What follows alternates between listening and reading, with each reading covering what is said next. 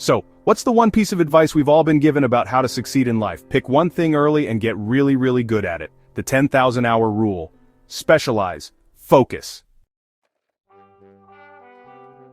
We are told the story of the prodigy, the child who starts playing golf or the violin at age 3 and through a decade of focused, relentless practice, becomes a world champion.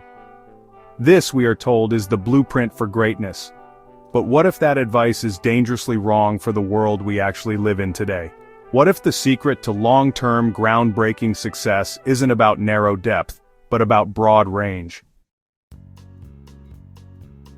This is the powerful, counterintuitive, and deeply researched argument in journalist David Epstein's brilliant book, Range. This book is a direct challenge to the cult of specialization. It is a scientific and philosophical defense of the generalist, the dabbler, and the late bloomer. Today, on Geeky Philosopher, we are going to explore why, in a complex and unpredictable world, being a jack of all trades may be the key to becoming a master of what truly matters. To understand the book's central argument, Epstein begins with the story of two of the greatest athletes of all time, Tiger Woods and Roger Federer. Their stories represent two completely different paths to the top. Tiger Woods is the perfect example of the specialization model. His father put a golf club in his hands before he could walk. He had a singular, obsessive focus from infancy. His was a story of a ruthless head start. Roger Federer, on the other hand, is a model of range. As a child, he dabbled in dozens of sports: skiing, wrestling, swimming, basketball. His parents encouraged him to try everything. He didn't decide to focus exclusively on tennis until he was a teenager. The world is full of books about the Tiger path, but Epstein asks a crucial question: who is the more common model for elite success? His research found that across most fields, the Roger path is not the exception, it is the rule. Most elite performers have a sampling period early in their lives, and they specialize much later than their peers. So, why does this happen? Why is specialization not always the best path? Epstein introduces a crucial framework for understanding the world: the difference between kind and wicked learning environments. A kind learning environment is one where the rules are clear, the patterns repeat, and the feedback is immediate and accurate. Chess is a kind environment. Golf is a kind environment. In these worlds, focused, deliberate practice works beautifully. Specialization is a huge advantage. But most of the world we live in is not kind. It is wicked. A wicked learning environment is one where the rules are often unclear, the patterns don't necessarily repeat, and feedback can be delayed, inaccurate, or even non-existent. Business, politics, modern medicine, and life itself are wicked domains. You can make a brilliant decision and get a bad result because of pure luck. The lessons of the past may not apply to the future. In a wicked, unpredictable world, the hyper-specialist is like a perfectly engineered tool for a problem that may no longer exist. The generalist, on the other hand, with their broad range of experiences, is like a Swiss Army knife, able to adapt and thrive in any situation. This is where the generalist's true superpower is revealed. Because they have studied and worked in a variety of different fields, they have a much larger library of mental models in their heads. This gives them the ability to engage in what scientists call analogical thinking.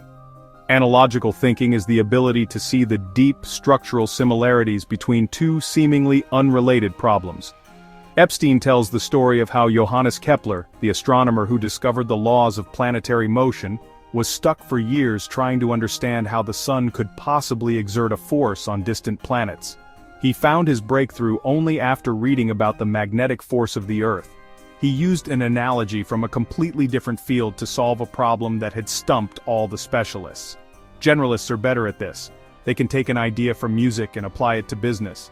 They can take a concept from biology and apply it to engineering. They are the creative cross-pollinators who can solve the novel, wicked problems that leave the specialists stuck in their silos. Our culture has a deep-seated bias against quitting. We're told, winners never quit, and quitters never win. But Range makes a powerful, data-backed case for the strategic wisdom of quitting. When you are in a sampling period, trying out different careers or hobbies, the goal is not to stick with the first thing you try. The goal is to find the best possible match quality, the best fit between your skills, your personality, and the work itself. Continuing to grind away at a job or a path that is a bad fit is not a sign of grit. It is a sign of poor strategy. Quitting a bad match is not a failure. It is a courageous and intelligent act of freeing yourself up to find a better one. The people who have the most successful and satisfying careers are often the ones who have had the courage to quit multiple things along the way, until they found the one place where their unique talents and passions could truly flourish. Range is a profoundly liberating and timely book. It is a permission slip for anyone who has ever felt like a jack of all trades, master of none. It is a powerful argument for embracing your curiosity, for exploring your diverse interests, and for valuing the winding, inefficient, and often messy path. It teaches us that in a world that is becoming more complex and more unpredictable every single day, the ability to adapt, to learn, and to connect disparate ideas is the most valuable skill of all. The message is not that specialization is bad. We need specialists. But we also desperately need the generalists, the big-picture thinkers, the creative connectors who can see the patterns that others miss. The goal is not to have a perfectly linear and optimized career plan.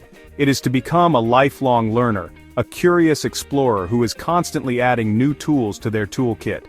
Because in a wicked world, the ultimate advantage is not having a detailed map of one small territory, but having a well-worn compass that allows you to navigate any terrain you might encounter. This book is a celebration of the curious, the late bloomers, and the unconventional thinkers.